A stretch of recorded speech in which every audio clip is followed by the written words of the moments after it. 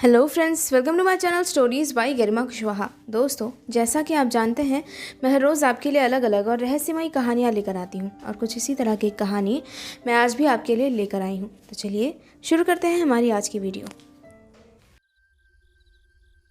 Marrion अब एनालिस के कमरे में कैद हो चुकी थी।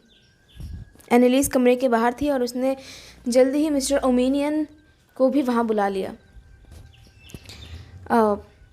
क्या वो कमरे के अंदर है? हाँ, वो वहीं है। अब आगे क्या? अब मुझे उससे पूछताछ करने दो। ठीक है। इतना कहते हुए एनालिस ने धीरे से वो दरवाज़ा खोला। ये देखकर वो दोनों ही थोड़े से हैरान रह गए कि मैरियन ने दरवाज़ा खुलने के बाद भागने की या चिल्लाने की कोई कोशिश नहीं की। वो शांति से उसी तरह बैठी रही और उसके बाद उसने एनालिस से पूछा, मुझे यहाँ क्यों बंद किया? हाँ, वो हमें तुमसे कुछ पूछताछ करनी है। अच्छा, तुम मुझसे पूछताछ करोगे? हाँ, कोई शक? क्या पूछना है? तुम्हें देखकर लगता है कि तुम इस शहर की नहीं हो। मुझे तो लगता है कि तुम यहाँ के लोगों में से भी नहीं हो। कहीं तुम उन कबीलाई लोगों में से तो नहीं हो जो हर बरसात और सर्दियों के मौसम में यहाँ पहाड़ी पर डेरा डाल देते हैं? तुम्हें उससे क्या लेना देना? बहुत कुछ, तभी तो पूछ रहा हूँ। खैर, तुम बताओ या ना बताओ, तुम्हारे हाथ पे बना हुआ ये निशान ये साफ बता रहा है कि तुम उसी कबीले से जुड़ी हुई हो। उस कबीले के लोग अपने घर पर पैदा होने वाले हर बच्चे के हाथ पर बचपन से ही ये निशान बना देते हैं ताकि उनकी जाति सबसे अलग रहे, उनकी पहचान सबसे अलग रहे और वो अपने कबीले के लोगों को आसानी से पहचान सकें। ओह हाँ, अगर तुम इतना जानते हो तो फिर पूछताछ करने का क्या मतलब बनता है? वैसे मुझे तुमसे ये नहीं पूछना था। असली बात कुछ और है जो मैं तुमसे पूछना चाहता हूँ। जवाब देने के लिए तैयार हो? क्या पूछना है? आन खू को तो तुम जानती थी ना?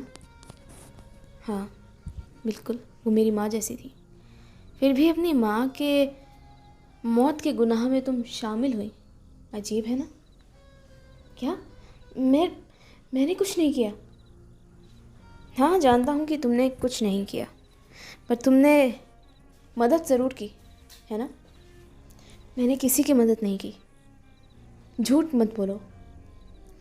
यही मौका है, अगर इस वक्त चाहो तो सच बोल सकती हो।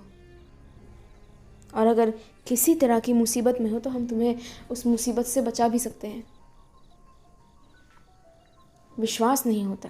आन हो जिसने तुम्हें बचपन से पाला पोसा बड़ा किया, यहाँ लेकर आई, तुमने उसकी मौत में किसी का साथ दिया? ये वाकई बहुत अजीब है। तुम सच में बहुत ही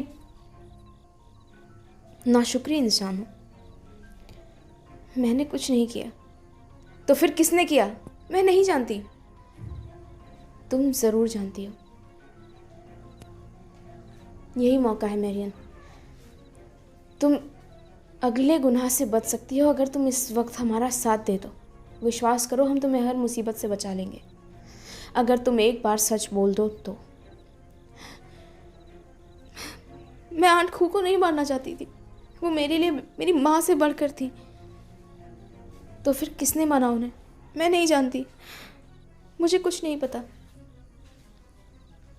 वो जो भी था, मैंने उसका चेहरा नहीं देखा कभी भी। बस 2 बार उससे मिली हूँ। जब वो यहाँ आया तो उसने मुझसे बात की। वो जानता था कि मैं भी कबीलाई लोगों से जुड़ी हुई हूँ और थोड़ा बहुत काले जादू के बारे में जानती हूँ। जब मैं 12 साल की थी तब अपने कबीले से अलग हो गई थी और उसके बाद से आंट खो ने मुझे बड़ा किया। पर उतनी उम्र तक मैं अपने कबीले की कुछ चीज़ें सीख चुकी थी। उसने मुझसे वो घेरा बनाने के लिए कहा उन कमरों में। ओह,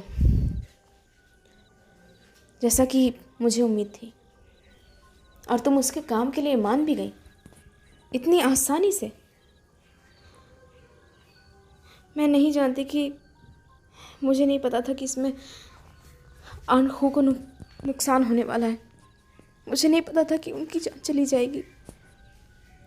अगर तुम्हें उनकी जान जाने के बारे में नहीं पता था तो इतना तो जानती थी ना कि इस परिवार के किसी और इंसान की जान जा सकती है। क्या तुम्हें उनके लिए ज़रा भी हमदर्दी नहीं है? मैं कुछ नहीं कर सकती थी।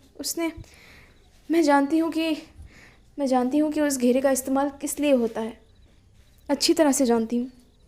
उसने कहा कि मैंने उसकी मदद नहीं की तो वो मुझे और आंट खू को भी उस शैतान के हवाले कर देगा, और आप जानते हैं कि उससे बचना बहुत मुश्किल है। मैं क्या करती?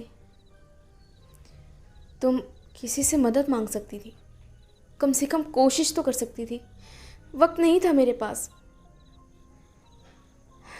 खैर, जो हो गया वो हो गया। अब तुम हमारी मदद करो और हम तुम्हारी मदद करेंगे। क्या करना है? सब कुछ बताओ। वो कैसा दिखता था, कौन था वो? अगर जानती हो तो प्लीज़ हर एक बात सच्चाई बताओ हमें। मैं सच नहीं जानती कि वो कौन था। मैं बिल्कुल नहीं जानती। मैंने उसका चेहरा नहीं देखा, सिर्फ उसकी आवाज़ सुनी, और आवाज़ से वो कोई बूढ़ा इंसान लग रहा था। इतना बूढ़ा भी नहीं, उसकी उम्र शायद 40 या 45 के आसपास होगी, और कद में आपसे थोड़ा ही ऊंचा होगा, पतला दुबला। अच्छा, तो ये है उसकी पहचान। जितना मैं जानती हूँ, जब वो मुझसे मिला था उसने अपने चेहरे पर एक काले रंग का चोगा ओढ़ रखा था, और उसकी वजह से मैं उसका चेहरा नहीं देख पाई। ओह, खैर, इसके अलावा उसने मुझसे कहा था कि वो गोल घेरा मैं अंकल केन के कमरे में बना दूँ, और तुमने उसे आंट खो के कमरे में भी बनाया। नहीं, सच कह रही हूँ, मैंने ऐसा कुछ नहीं किया। मैं जानबूझकर उनके साथ ऐसा कुछ नहीं कर सकती थी। तो फिर वो किसने किया? मैं नहीं जानती। तुम इस घर में 24 घंटे रहती हो, फिर तुम्हें कैसे नहीं पता चला?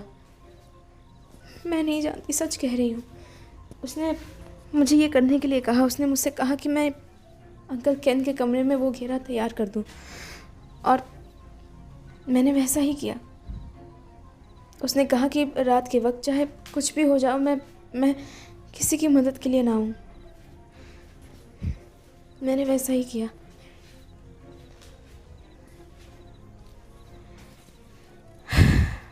अफसोस तुम्हारी ये बातें हमारी ज़्यादा मदद नहीं कर पाएंगी। तो फिर क्या करें? अब एक ही चारा बचा है एनालिस। अगर रेचल यहाँ सही वक्त पर आ जाती है तो ये बात तकरीबन तय मानो कि वो इंसान भी यहाँ आएगा और वो शैतान भी। इसलिए रेचल के आने का इंतज़ार करो। क्या तुमने उसे ख़त लिख दिया है? हाँ, तुम उसे ख़त लिखकर जितना जल्दी हो सके यहाँ बुला लो, और उसके बाद हम कुछ कर पाएंगे। एनालिस ने उसी रात रेचल को एक ख़त लिखा, और अगली ही शाम रेचल घर वापस आ गई थी। तुमने कहा कि तुम्हारे पास मेरी परेशानी का हल है एनालिस। हाँ, शायद है। मुझे कोई मिला है जो हमारी मदद कर रहा है। शायद वो हमें इस मुसीबत से बाहर निकाल सकता है। इसलिए मैंने तुम्हें वो चिट्ठी लिखी। तुम्हारी मदद के बिना हम कुछ नहीं कर पाएंगे। रेचल, मेरे कहने से मेरी एक बात मानो। तुम अपना सोने का कमरा बदल दो। पर क्यों? जैसा मैं कह रहा हूँ वैसा ही करो फ़िलहाल के लिए। और मिस मैरियन, तुम्हारी बातों का हम विश्वास नहीं कर सकते, इसलिए कुछ दिनों तक हम तुम्हें एक तरह से बंदी बना के रखेंगे। जब तक ये सब कुछ ख़त्म नहीं हो जाता, उसके बाद तुम आज़ाद हो। तुम जो चाहो वो कर सकती हो, जहाँ चाहो वहाँ जा सकती हो, पर उससे पहले हम कोई ऐसा भेदिया नहीं चाहते जो हमारे राज का खुलासा कर दे। तो इनके हाथ पैर बांध दो। इस तरह मैरियन को हाथ पैर बांध कर उन लोगों ने एक कमरे में बंद कर दिया। उसके बाद आगे की योजना पर काम शुरू हुआ। रेचल, मैं चाहता हूँ कि तुम अपना कमरा बदल दो। बरामदे से आगे मेरा कमरा है, एनालिस का कमरा ये है, और इन दोनों कमरों के बीच में 2 कमरे खाली हैं। तुम इन दोनों में से कोई भी एक कमरा चुन लो और यहाँ रहने का बंदोबस्त करो। अपना सामान यहाँ शिफ्ट कर लो और उसके बाद मैं बताता हूँ कि आगे क्या करना है। रेचल ने उसके कहे अनुसार काम किया। अभी तक किसी को भी नहीं पता था कि उनके घर में मिस्टर ओमेनियन आकर रह रहे हैं। मैरियन को भी उन लोगों ने एक कमरे में बंद कर रखा था ताकि उनकी बातें कहीं बाहर ना पहुँचें। रेचल ने अपना कमरा बदल दिया। तो अब क्या करना है? तुम्हारा कमरा बदल चुका है और अब हम सभी को बहुत बहुत ज़्यादा सतर्क रहना होगा। मैं तुम्हारे घर में 24 घंटे रहूँगा, इसीलिए तुम्हारे कमरे के बगल वाला कमरा मैंने चुना।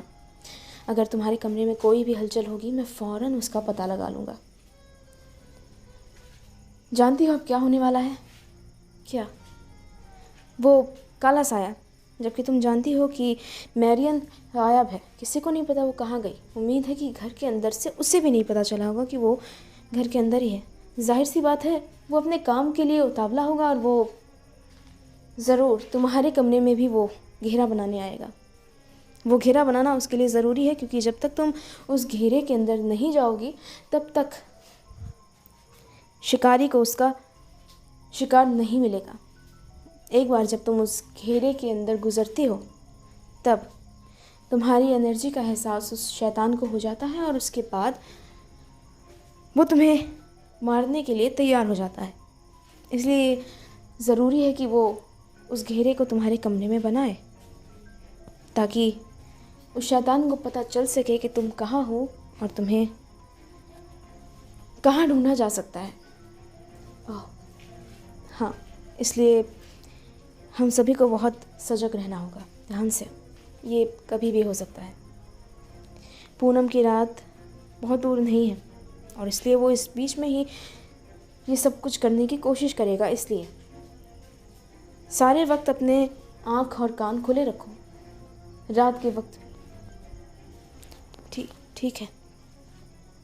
उन्होंने मिस्टर ओमेनियन के कहे के अनुसार ही काम किया। रात के वक्त वो सभी जब लेटते थे तो उनकी आंखें देर से ही लगती थी। वो सभी इस बात को लेकर चिंता में थे कि कभी भी कोई भी दुर्घटना हो सकती है।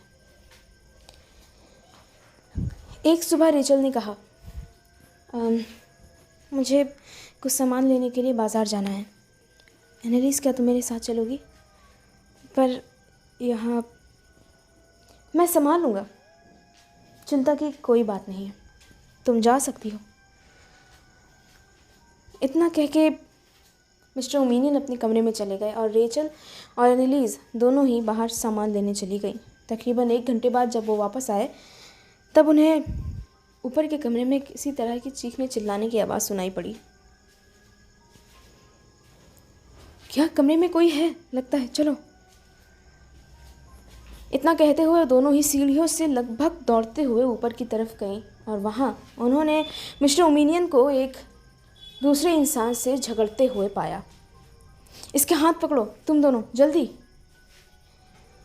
उनके इतना कहते ही एनालिस और रेचल दोनों ने मिलकर उस नए इंसान के हाथ पैर पकड़ लिए और इतनी देर में मिस्टर ओमेनियन ने एक रस्सी की सहायता से उसके हाथ पैर मजबूती से बांध दिए। अब वो दोनों उसे अच्छे से देख सकती थी। लो, यही है तुम्हारा काला साया। इसे पकड़ना इतना मुश्किल भी नहीं था। ये बिल्कुल वैसा ही है जैसा मिस्टर मैरियन ने बताया था। इसका हुलिया काफ़ी हद तक वैसा ही है जैसा मिस मैरियन ने बताया था, है ना? हाँ, ये काफ़ी हद तक वैसा ही दिख रहा है। चलो अब इससे सवाल पूछना शुरू करते हैं। तुम्हारा नाम क्या है? मेरा नाम है फेरल बास्टर। बड़ा ही अजीब नाम है। खैर, तुम आखिर ये सब कर क्यों रहे हो? खैर, मुझे तुम्हें बताने में कोई शर्म नहीं है और ना ही किसी से डर लगता है। मैं वो इंसान हूँ जिससे दुनिया डरती है। मैं ये सब कुछ कर रहा हूँ क्योंकि मुझे मेरा हक नहीं मिला, ना ही मेरे परिवार को, कभी भी नहीं। मेरे परिवार को हमेशा नीची नज़रों से देखा गया। सब ने हमारी बेइज्जती की, हमारी परदादी को बेइज्जती करके घर से बाहर निकाल दिया। किसी ने उनकी परवाह नहीं की कि वो कहाँ जाएंगी। हमें जायदाद से बेदखल कर दिया गया। मुझे ये सब बातें सुनकर बहुत गुस्सा आता था बचपन से ही। हम सब ने कैसी गरीबी में ज़िंदगी काटी है, ये तुम सबके लिए समझना बहुत मुश्किल है। हमारे कबीले वालों ने भी हमें अपनाने से इनकार कर दिया। इस दुनिया से बिल्कुल अलग हो गए हम। तुम्हें अंदाज़ा है इसका क्या मतलब होता है? समाज जो इंसान को इंसान बनाता है, अगर वही तुम्हें अकेला छोड़ दे तो क्या होता है? बस इन सब चीज़ों से छुटकारा पाना चाहता था। तुम्हारे परिवार को भी बर्बाद होते देखना चाहता था और मैंने ऐसा कर लिया। सच में बहुत सुकून मिल रहा है मुझे इस वक्त। ओह खैर, तुम्हारी कहानी सुनकर बहुत दुख हुआ, पर तुम्हें ये गलत रास्ता अख्तियार नहीं करना चाहिए था। अब तुम कानून के हवाले हो जाओगे। किस सबूत पर? कैसे साबित करोगे कि वो दोनों कत्ल मैंने किए हैं? वो बात तो सही है, पर हाँ, किसी को धमकाने के लिए, किसी को जान से मारने की धमकी देने के लिए तुम ज़रूर कुछ सालों के लिए कैद हो सकते हो। एक बार बस कानून की पकड़ में तो आ जाओ। उसके बाद तुम्हें लंबे वक्त के लिए जेल में चक्की पिसवाना मेरा काम है। खैर, अब हमें आने वाली मुसीबत से निपटना होगा। हाँ, बिल्कुल सही। मुझे पकड़ के भी तुम कुछ नहीं बिगाड़ सकते। आखिरकार मुझे जो करना था वो तो हो ही गया। ये लड़की मरेगी और इसके साथ इस पूरे ख़ानदान का नामो निशान मिट जाएगा। वो शैतान, जानते हो ना, एक बार अपना शिकार चुन लेता है, उसके बाद तुम उससे पीछा नहीं छुड़ा सकते जब तक कि तुम अपनी जान ना गंवा दो। और इसके साथ भी ऐसा ही होगा। उसकी फ़िक्र तुम मुझ पर छोड़ दो। फिलहाल तुम इस बात पर ध्यान दो कि तुम खुद को कैसे बचाओगे।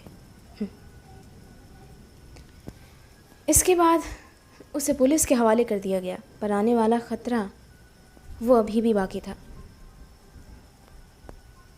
वो शैतान सच में तुम्हारे पीछे आएगा, इस बात में कोई शक नहीं है। एक बार अगर वो अपना शिकार चुन लेता है तो उससे बचना मुश्किल होता है।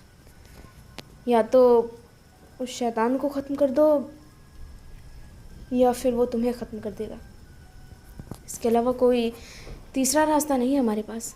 वो चांदी की गोलियां, मैंने सुना है वो उससे मर सकता है। देखो, ये इतना आसान नहीं है। चांदी की गोलियां ही काफ़ी नहीं हैं। कोई ऐसा इंसान जिसे उस शैतान से लगाव हो, वही उसे मार सकता है। हम यूं ही उसे नहीं मार सकते। तो फिर हम ये कैसे करेंगे? इससे बचने का एक ही रास्ता है। क्या? मैं वही करूँगा जो एक आम इंसान को करना नहीं चाहिए। क्या करेंगे? एक और शैतान बुलाऊंगा जो उसे काबू कर सकते। हमारी जीत इस बात पर निर्भर करेगी कि हमारा बुलाया हुआ शैतान उस दूसरे शैतान पर भारी पड़ता है या नहीं। और वो हार गया तो हम सिर्फ उम्मीद कर सकते हैं। अच्छे की उम्मीद करो, अच्छा होगा। पूनम की रात आने दो। ठीक है रेचल, परेशान मत हो, सब कुछ ठीक हो जाएगा। अब जब मैं जानती हूँ कि मैं इससे बच नहीं सकती तो सामना करना ही सबसे अच्छा ऑप्शन है ना? कोई बात नहीं, मैं नहीं डर रही हूँ किसी चीज़ से। ठीक है, फिर सब कुछ ठीक होगा। इतना कहने के बाद रेचल अपने कमरे में चली गई। वो भले ही ये कह रही हो, पर वो मन ही मन थोड़ी परेशान तो ज़रूर थी। धीरे धीरे वक्त गुजरता गया और आखिरकार वो मनहूस रात आ पहुंची। वो पूनम की रात जिसा किसी को भी इंतज़ार नहीं था। सही वक्त पर मिस्टर ओमेनियन उन दोनों के घर पहुंचे और उन सभी ने घर की छत पर एक गोल घेरा बनाना शुरू किया। उस गोल घेरे को बनाने के बाद उसके चारों तरफ नमक का एक गोल घेरा और बना दिया गया। उसके बीच में एक क्रॉस का निशान बनाया गया और उसके बाद आखिरी काम जो था लेवेंडर के फूलों को जलाना। उसे जलाने के बाद मिस्टर ओमेनियन ने कुछ खास मंत्र पढ़े, जिसके बाद मौसम में एक अजीब सी ठंडक घुलने लगी और अचानक ही मौसम ख़राब होने लगा। बादल गरजने लगे और बारिश होनी शुरू हो गई। कुछ ही देर बाद उन सभी ने एक खौफनाक भयानक आवाज़ सुनी, एक बहुत ही गहरी और आसमान को चीर देने वाली आवाज़। ये आवाज़ धीरे धीरे करके उनके पास आती गई और आखिरकार एक भयंकर नर भेड़िया उनके सामने खड़ा था, जिसे देखकर एनालिस और रेचल बिल्कुल हक्के बक्के रह गए। वो दोनों लगभग कांप रहे थे उसे देखकर। इससे डरने की कोई ज़रूरत नहीं है। इसे मैंने यहाँ बुलाया है और ये हमारे लिए काम करेगा। अब मैं तुम्हें हुक्म देता हूँ कि तुम आज रात आने वाले उस शैतान से मुकाबला करोगे और अपनी जी जान से उसे हराने की कोशिश करोगे। मेरे लिए इतना काम तुम्हें करना ही होगा, वरना तुम 100 जन्मों तक इसी नरक की आग में झुलसते रहोगे। वो शैतान चुपचाप उनकी बातें सुनता रहा। भले ही वो देखने में डरावना लग रहा था, पर फिर भी वो उनकी मदद करने वाला था। इस बात पर एक बार में विश्वास नहीं हो रहा था, पर फिर भी यही एक आखिरी रास्ता था उनके पास। धीरे धीरे वक्त गुजरने लग गया और तकरीबन 2 घंटों बाद जब रात का सन्नाटा गहरा गया, तब उन्होंने एक खौफनाक धमक सुनी, एक दूर से आती हुई आवाज़। वो आवाज़ उन्हीं की तरफ बढ़ रही थी और कुछ ही देर बाद एक ज़ोर की धमक के साथ उनके सामने एक और शैतान खड़ा था। पहले से ज़्यादा कुरूप और भद्दा और भयानक दिखने वाला शैतान। उसके चेहरे पर अभी भी खंजर के वो निशान थे जो उसे पिछली रात मिले थे। उसके वहाँ पहुँचते ही, इससे पहले कि वो रेचल की तरफ बढ़ पाता, दूसरे नर शैतान ने उसके ऊपर हमला कर दिया और कुछ ही देर में उन दोनों में एक भयंकर युद्ध छिड़ गया। एक ऐसा युद्ध जिसे इतिहास आज तक नहीं भूल पाया। काफ़ी वक्त तक वो दोनों आपस में लड़ते रहे। कभी एक दूसरे पर हावी होता तो कभी दूसरा एक पर। इसी तरह ये लड़ाई काफ़ी देर तक चलती रही। रेचल को मारने आए शैतान ने एक जोर के वार से उनके बुलाए हुए नर भेड़िए को बहुत घायल कर दिया और वो ज़मीन से जा टकराया। वो अब लंगड़ा कर चल रहा था और ऐसा लग रहा था कि उसमें लड़ने की ताकत नहीं बची है, पर फिर भी वो उठा और आखिरी बार अपनी पूरी ताकत समेटते हुए उसने एक ज़ोरदार पंजा सीधे उस शैतान की गर्दन पर मारा, जिसके बाद उसकी गर्दन से एक ज़ोरदार खून का फव्वारा फूट पड़ा और वो वहीं ज़मीन पर गिरकर तड़पने लगा। जिसके बाद मिस्टर ओमेनियन के बुलाए हुए उस नरभेड़िए ने उस पर ज़ोरदार हमला कर दिया और वहीं उसके शरीर के टुकड़े टुकड़े नोच कर उसे वहीं ख़त्म कर दिया। और इसके बाद न जाने वो कहाँ गायब हो गया। उन्होंने आज अपनी ज़िंदगी में कुछ ऐसा देखा था जो देखने की उम्मीद नहीं की थी, पर अब सब कुछ धीरे धीरे शांत हो चुका था। एनालिस और रेचल ने चैन की सांस ली। आपका बहुत बहुत शुक्रिया मिस्टर ओमेनियन। उम्मीद करती हूँ अब वो दोबारा नहीं आएगा। नहीं, अब वो दोबारा नहीं आएगा। अब मिस मैरियन को छोड़ देना चाहिए। हाँ ज़रूर। जब वो मिस मैरियन के कमरे तक पहुँचे तब वो ये देखकर भौंचक्के रह गए, वो उस कमरे से गायब थी। वो कहाँ चली गई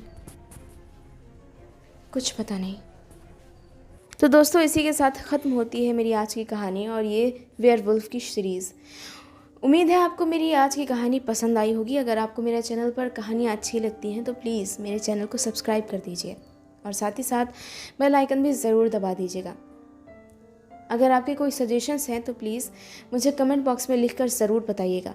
मेरे आने वाली वीडियोस में मैं आपके सजेशंस को शामिल करने की पूरी कोशिश करूँगी। Thank you.